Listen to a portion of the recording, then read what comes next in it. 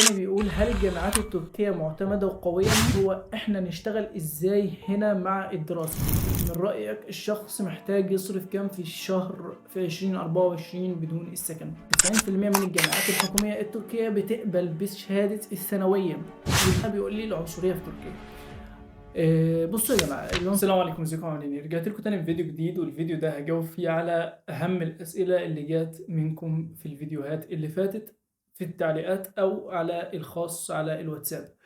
وفي الفيديو ده معظم الأسئلة اللي هجاوب عنها، طبعا في أسئلة جات عن المنحة التركية فمش هجاوب عن أسئلة المنحة التركية في الفيديو ده، إلا القليل منها عشان المنحة التركية طبعا قفلت خلاص فمفيش منحة دلوقتي، فهنتكلم في الأسئلة بتاعة المنحة التركية في فيديو المنحة 2025. لكن في الفيديو ده هنجاوب فيه على معظم الأسئلة اللي جات منكم بخصوص الدراسة في تركيا أو العمل في تركيا أو أكتر الأسئلة اللي بتدور في دماغ أي طالب بيفكر يجي تركيا. فالفيديو ده هيكون ليه علاقة بالدراسة في تركيا، العمل في تركيا، الطالب في تركيا، الحياة في تركيا، السفر لتركيا، اللي المفروض نعمله عشان نسافر لتركيا، ايه الخطوات، ايه التقديم، ايه الحاجات، كل حاجة تخص الطالب او تتعلق بالطالب او العامل هنا في تركيا او اللي بيفكر يجي تركيا سواء حتى سياحة. فمعظم الأسئلة دي كلها هنجاوب عنها في الفيديو ده، ومعظم الأسئلة دي كلها أصلا جت منكم انتوا، فمعظم الأسئلة دي أصلا هي أهم الأسئلة اللي بيدور عليها أي طالب أو أي شخص بيفكر يجي تركيا لأي غرض من الأسباب. أول سؤال عندنا بيقول هل ينفع أقدم بشهادة تانية ثانوي سواء حكومي أو منحة؟ حكومي طبعا اللي هو على حساب الطالب الخاص. هل ينفع اقدم بشهاده تانية ثانوي؟ معظم اسئله ان اقدم بشهاده تانية ثانوي بتيجي من الطلاب اللي هم في ثالثه ثانوي، فهم بيكونوا عايزين يختصروا الوقت عشان يلحقوا يقدموا فيجي لهم القبول فيلحقوا يثبتوا في الحاجات دي كلها عشان يختصروا وقت، فوقت ما يخلصوا ثالثه ثانوي مباشره يجوا على طول على التخصص او دراسه اللغه التركيه. فالفكرة فين؟ الفكرة إنك أنت دلوقتي في تالتة ثانوي، فنسبة قبولك بشهادة هو عادي ممكن تقدم بشهادة تانية ثانوي ومفيش أي مشاكل خالص سواء منحة أو حكومي على حسابك الخاص، لكن لو منحة نسبة الرفض بتاعتك 99.9 من 10، ولو على حسابك الخاص فنسبة قبولك برضو قليلة لأن مش كل الجامعات بتقبل بشهادة تانية ثانوي. يعني من 200 جامعة هنا في تركيا هتلاقي مثلا 10 جامعات بس بيقبلوا بشهادة تانية ثانوي. ف وبعد القبول برضو بيكون شروطهم مختلفة شوية عن إن أنت تتقبل بشهادة تالتة ثانوي.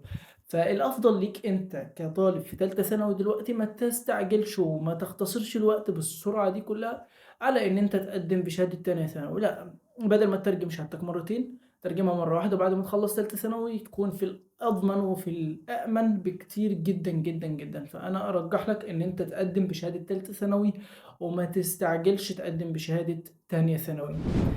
آه، هنا السؤال التاني بيقول هل الجامعات التركية معتمدة وقوية؟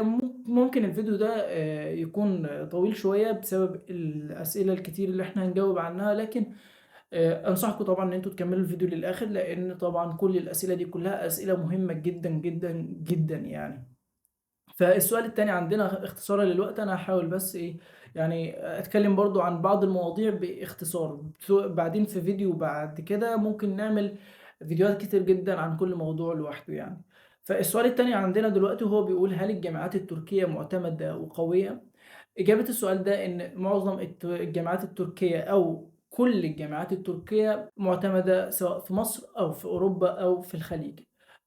قوية طبعا، مش كل الجامعات التركية قوية على مستوى العالم، يعني بعض الجامعات وممكن دول عددهم 5 بس اللي هم أقوياء على مستوى العالم، لكن باقي الجامعات التركية مش قوية جدا على مستوى العالم. لكن موضوع الاعتماد أو القوة أو الحاجات دي كلها يعني انا شايف من وجهة نظري ان هو ما بيأثرش في الطالب خالص. لان السؤال الثالث معانا وهو ازاي اعرف مواعيد الجامعات للتقديم وطريقة التقديم. طبعا مواعيد الجامعات او مواعيد التقديم على الجامعات التركية الحكومية على حساب الطالب الخاص انا بنزلها دائم، كل جامعة بجامعة. يعني أول ما الجامعة تعلن على طول مباشرة بنزل المواعيد بتاعة الجامعة، الشروط بتاعة الجامعة، طريقة التقديم على الجامعة، كل حاجة تخص الجامعة على الانستجرام عندي وعلى الفيسبوك. فلو انتم مش متابعيني على الانستجرام تابعوني على صفحة الانستجرام عشان تتابعوا مواعيد الجامعات التركية.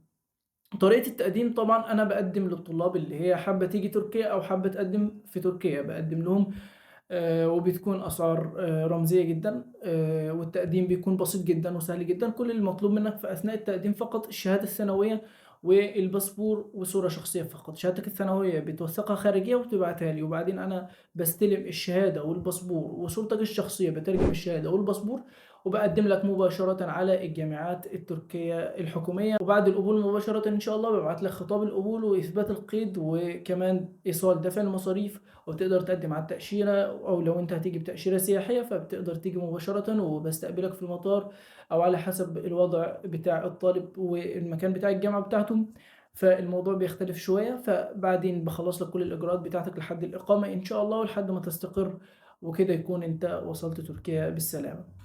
هنا السؤال الرابع بيقول لي: هل لازم يوس أو سات للتقديم على الجامعات التركية؟ طبعًا مش لازم يوس ولا سات، في جامعات كتير جدًا، جدًا، جدًا، وممكن كمان نقول بنسبة 90% من الجامعات الحكومية التركية بتقبل بشهادة الثانوية واليوس والسات. لكن هنا الأفضلية عشان هي اسمها كده مفاضلة، يعني عشان الأفضلية أصلًا بتكون بالامتحان. يعني مثلًا الأفضلية أول حاجة للسات، لو الجامعة نفسها بتقبل ب3 امتحانات فالأفضلية بتكون السات ثم اليوس ثم شهادة الثانوية. لكن طبعًا 90% من الجامعات بتقبل بشهادة الثانوية، و10% من الجامعات التركية بتقبل بشهادة الثانوية فقط، بدون احتياج الجامعة لشهادة اليوس أو السات. السؤال الخامس معانا: أنا في الجامعة سنة تانية، ينفع أقدّم في تركيا؟ السِن هنا طبعًا ما بيفرقش، أو مرحلتك الجامعية ما بتفرقش، أنت بتقدر تقدّم في أي مرحلة من مراحلك الجامعية في الجامعة، لكن بتبدأ من بداية الدراسة، يعني بتبدأ من الأول خالص. يعني لو أنت مثلًا في تانية في مصر هتبدأ هنا من أولى، لو أنت في تالتة في مصر أو بتتخرّج برضه هتبدأ هنا من أولى. لكن في أي وقت سواء أنت عندك 30، 40، 50 سَنة تقدر تقدّم في الجامعات التركية هنا، أو لو أنت حتى بتدرس في جامعة في مصر أو كده ممكن تقدّم في الجامعات التركية هنا، ما فيش أي مشكلة خالص. السؤال السادس معانا: عادي نتعلّم اللغة التركية أونلاين أو لازم ناخد سَنة لغة؟ طبعًا في مراكز كتير جدًا بتعلّم اللغة التركية أونلاين، وفي كمان مدرسين أونلاين كتير جدًا، جدًا ممكن تتعلّموا منهم اللغة التركية. لكن الأفضل طبعًا إن أنتم تتعلّموا اللغة التركية حضوري في الجامعة نفسها، أو إن الطالب ييجي تركيا ويختلط بالشعب التركي عشان يقدر يتعلم اللغة التركية. وطبعًا في فيديو هاعمله قريب جدًا عن اللغة التركية. طبعًا أنا كنت اتكلمت برضه في فيديو قبل كده إزاي اتعلمت اللغة التركية وأتقنت اللغة التركية، وده طبعًا كان السبب الأهم من الأسباب بتاعة تعلم اللغة التركية، وهي مخالطتي للأتراك، لإن أنا ما كنتش حتى مركّز جدًا في الدراسة بتاعة اللغة التركية، كان كل شغلي على مخالطة الأتراك والكلام معاهم والحديث معاهم وكده يعني. فالأفضل طبعًا لو أنت عايز الأفضل إنك تيجي هنا تركيا وتدرس اللغة التركية في تركيا مش في مصر أونلاين. السؤال السابع عندنا ده سؤال طبعًا مختلف عن الدراسة، وبيقول لي: ما نوع الموبايل الذي تصوّر به؟ طبعًا نوع التليفون اللي أنا باصوّر بيه هو سامسونج M51. طبعًا هو كان نزل في 2020 غالبًا، دلوقتي ما أظنش، ما أعتقدش إنه موجود منه يعني، فهو لسه لحد دلوقتي شغال معايا بقى له 4 سنين الحمد لله.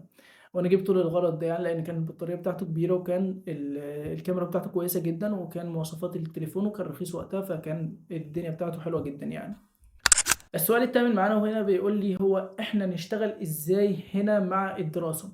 طيب موضوع الشغل كالطالب للطالب، يعني موضوع الشغل للطالب هنا في تركيا مع الدراسة بيكون صعب شوية، يعني بالذات لو أنت في أول سنة في اللي هي السنة التحضيرية اللي هي سنة اللغة، لسه ما عندكش لغة تركي.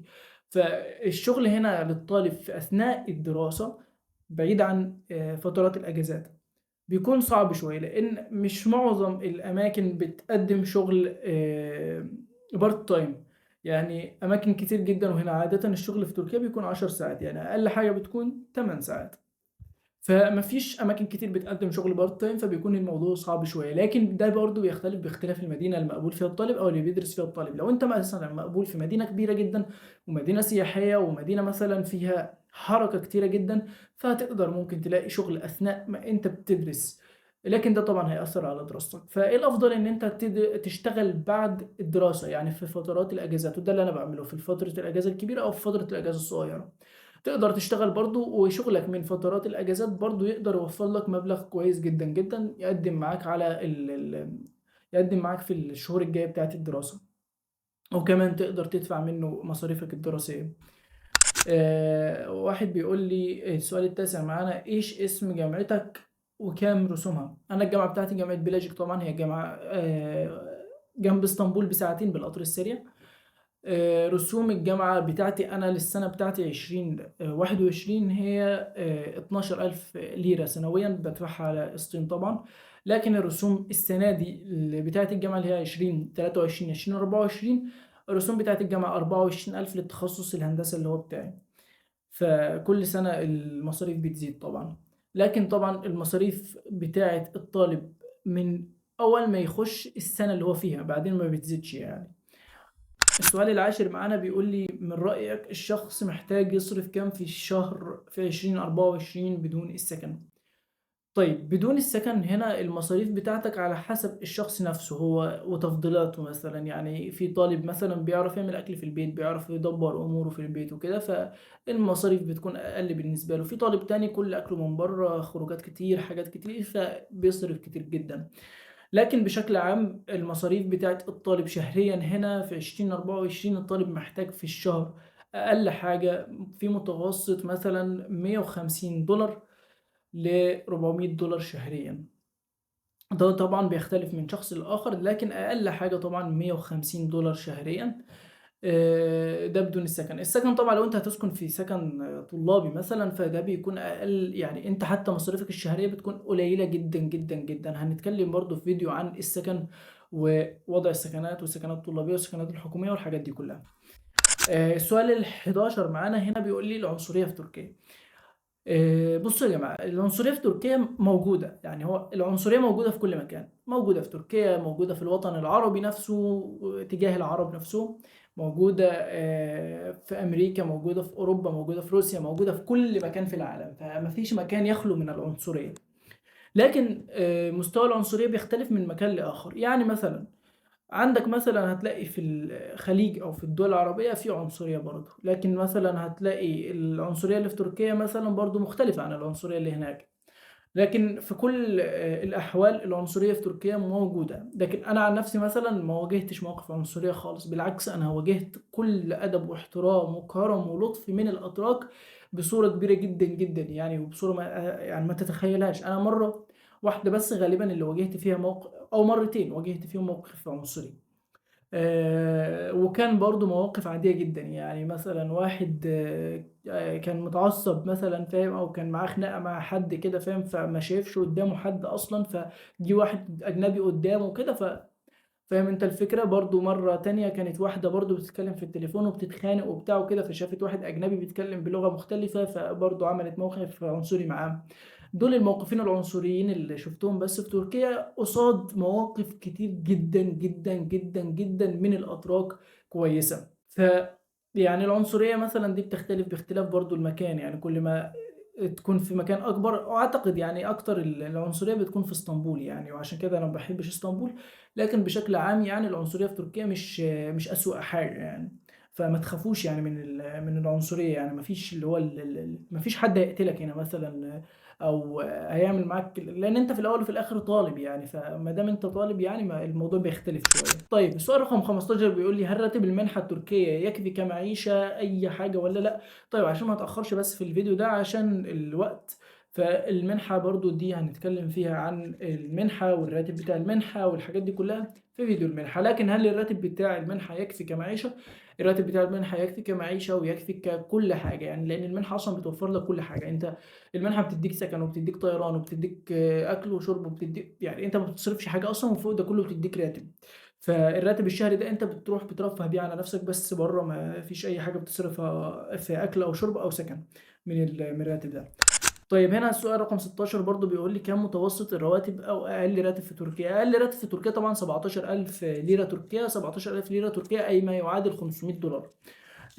لكن $500 دي أنت هنا في تركيا لو كطالب مثلًا ممكن ت ت تقضّي معاك مدة حلوة، إنما لو أنت كمسؤول مثلًا من عيلة وكده، فالموضوع هيبقى صعب جدًا معاك ومش هتكفّي معاك يومين حتى، لأن الإيجارات غالية هنا لغير الطلاب. رقم 17 بيقول لي لو اشتغلت في مصنع، المصنع بيوفر لي الإقامة والأكل والسكن ولا مفيش الكلام ده؟ طبعا المصانع هنا في تركيا ومعظم المصانع اللي في اسطنبول ما بتوفرش ال الاختيارات دي، لكن الفنادق هي اللي بتعمل كده. الفنادق، المطاعم، المحلات، الحاجات دي كلها هي اللي بتقدم الأكل والسكن والإقامة. لكن المصانع ما بتقدمش حاجة من ده كله. فأنا معظم الشغل اللي أنا اشتغلته كان في الفنادق والمطاعم والكافيهات، عشان كده كنت بروح الشغل، كان الشغل نفسه بيقدم لي الإقامة والأكل والسكن وكل حاجة والشرب، ما فيش أي حاجة كنت أنا بشيل همها يعني من ناحية الحاجات دي كلها. مش فاهم. طيب اللي أنا مش فاهم السؤال بس كده. بيقول لي رقم الواتساب. رقم الواتساب برضو هحط لكم رقم الواتساب هنا في صفحة في الفيديو، وهحط لكم في الوصف بتاع الفيديو. ممكن تتواصلوا معايا على رقم الواتساب ده لو انتوا هتقدموا على الجامعات التركية. رقم 21، انت قسم ايه في هندسة؟ انا قسم هندسة كهرباء والكترون، طبعا من اصعب الاقسام بتاعت هندسة، لان قسم هندسة كهرباء والكترون هو يعتبر اصل الهندسات كلها. يعني هو هندسة كمبيوتر، هندسة ميكاترونكس، هندسة ميكانيكا، هندسة معماري. بص، اي هندسة تعرفها في حياتك، اي هندسة تعرفها في الدنيا كلها هي اصلا منقسمة من كهرباء والكترون. فاصعب قسم هو قسم هندسة كهرباء والكترون. لكن انا بحب الفيزياء وبحب المقاومات وبحب الكهرباء وبحب الحاجات دي كلها. فممكن برضه احكي لكم في فيديو كده عن تفاصيل الدراسة هنا في تركيا، والدراسة بتاعت التخصص بتاعي، والدرجات مثلا والمذاكرة والدراسة، يعني حاجات حلوة جدا ممكن احكي لكم عنها. تمام. واقول لكم كمان المجموع بتاعي في الجامعة. اقول لكم المجموع ولا ما اقولكوش المجموع؟ اقول لكم المجموع في فيديو تاني ان شاء الله. آه، طيب. رقم 22 بيقول لي أنا أريد دراسة طب في تركيا، مع العلم معدلي 82 وربع. بص يعني بص، هو في أسئلة كتير جدا. يعني أنا في أسئلة كتير جدا كانت تجيلي خاصة على الواتساب. كنت عملت الناس كتير برضو بلوك بسبب الأسئلة دي. فده مثلا مجموعه 82% وعايز يدرس طب، مفيش مشكلة، ممكن تدرس طب خاص، اقل حاجه $15,000 في السنه. لكن ممكن تدرس علاج طبيعي. يعني بص، ما هو الفكره ان انت مثلا مش لازم طب، يعني انت ممكن تدرس علاج طبيعي، وعلاج طبيعي تخصص كويس جدا وشغله كويس جدا جدا جدا يعني. ففي فرصه. يعني انا نفسي مثلا كنت مقبول في علاج طبيعي وكنت هثبت في علاج طبيعي، لكن انا بحب هندسه، بحب كهرباء، بحب المقاومه، بحب فيزياء، بحب الرياضيات، بحب الحاجات دي. فدخلت انا في ثالثه ثانوي مثلا ما ذاكرتش لا احياء ولا كيمياء. انا في الكيمياء في ثالثه ثانوي جايب 24 من 60. تخيل بقى ان انا جايب في الكيمياء 24 من 60 يعني. وجايب في الاحياء 34 من 60. فانا والاحياء اصلا جايب فيها 34 بالغش، يعني انا غشيتها اصلا. جايب الدرجة دي عشان أنا ما بحبش الأحياء ولا الكيمياء، عشان كده ما دخلتش علاج طبيعي. إنما العلاج الطبيعي مثلا تخصص كويس جدا جدا جدا جدا يعني. فممكن أنت بالمجموع ده تتقبل حكومي، وعلى حسابك 82% علاج طبيعي، وتدفع مصاريف قليلة جدا ما تتخطاش في السنة الكاملة 500، يعني من 500 ل $800 يعني. فاهم الفكرة؟ بتدفعها كمان على قسطين، فبيكون الموضوع أفضل بكتير جدا.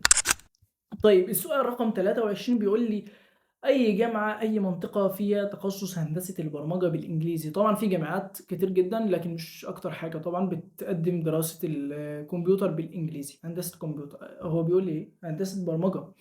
هندسة برمجة، يعني هندسة برمجة لوحدها أصلا هي قليلة جدا هنا في تركيا، وعليها كمان ضغط كبير جدا جدا، فبالتالي نسبة القبول فيها صعبة جدا، وخاصة بالإنجليزي. فما فيش جامعات كتير، يعني ممكن جامعتين بس في تركيا اللي بيقدموا التخصص البرمجة، مش اللي بيقدموا تخصص البرمجة مش الكمبيوتر.